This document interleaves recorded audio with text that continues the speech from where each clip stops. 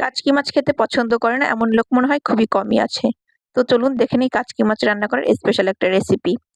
পরিষ্কার করে রাখা মাছের ভিতর লবণ আর হলুদ দিয়ে মেখে একটা সাইডে রেখে দিচ্ছি। প্যানের ভিতর দিয়ে দিচ্ছি কুচি করে কেটে রাখা ডাঁটা, এগুলোকে আগে থেকে পরিষ্কার করে ধুয়ে নিয়েছি। বেশি করে দিয়ে দিচ্ছি পেঁয়াজ কুচি ১ কাপের মতো, কিছু কাঁচামরিচ ফালি, তারপর ১ চা চামচ দিয়ে দিয়েছি রসুন বাটা, 1/2 চা চামচ করে দিয়েছি জিরার গুঁড়া, ধনিয়ার গুঁড়া, হলুদের গুঁড়া, সামান্য লাল মরিচের গুঁড়া। বেশি করে একটু তেল দিয়ে মেখে তারপরে কিছুটা পানি দিয়ে ঢাকনা দিয়ে ঢেকে একটু সময় রান্না করে নিলাম। ঢাকনা তুলে এর ভিতর দিয়ে দিয়েছি ২ টার মতো টমেটো কুচি। সাথে আমি মাছগুলো দিয়ে উপর দিয়ে ছড়িয়ে এটাকে ঢাকনা দিয়ে ঢেকে আবারও রান্না করে নিচ্ছি। এখন ঢাকনা খুলে নেড়েচেড়ে আলতো হাতে একটু মিশিয়ে নিচ্ছি।